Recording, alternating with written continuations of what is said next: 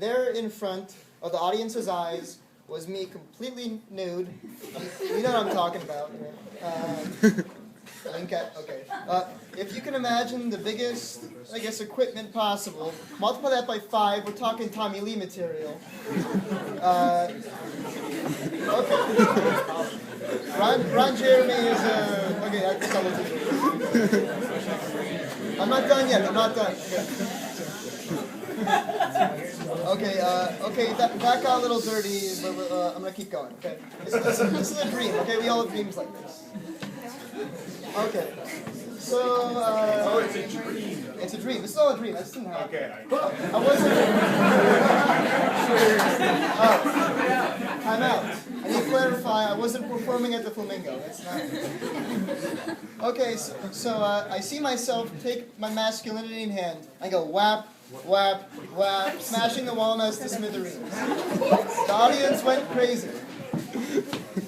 Okay, so then the next part of the dream, it jumps 25 years into the future, and I'm back in Vegas walking by the same area of the Strip.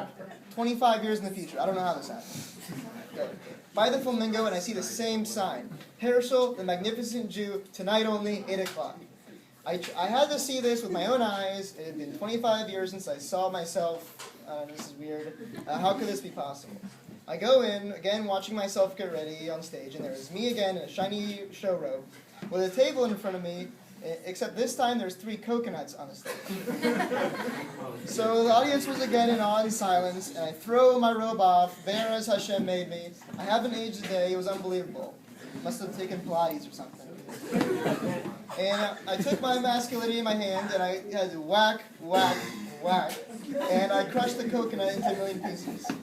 I had to find out what was going on, so I went backstage after the show to find my future self. I asked, Mr. Magnificent Hershel, well, first, nice to meet you.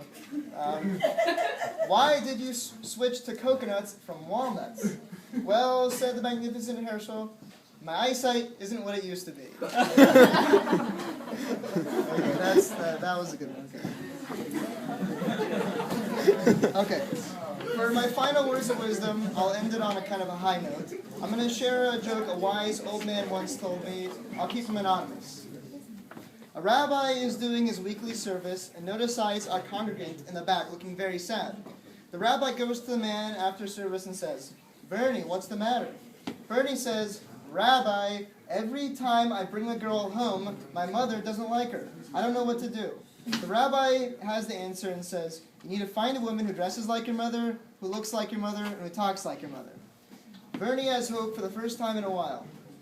Okay, so a few weeks later, the rabbi sees the same distraught Bernie in the crowd, and after services, he goes up to him and says, what's wrong now? I thought you solved your issues. What's wrong? Bernie says, Rabbi, I found a woman who dresses like my mother, who looks like my mother, who talks like my mother, and she even cooks like my mother. Okay, the rabbi says, well, what's the matter? Are you crazy? Like, that's perfect. Bernie answers, my father can't stand her. Okay, well, I'm done. Fine.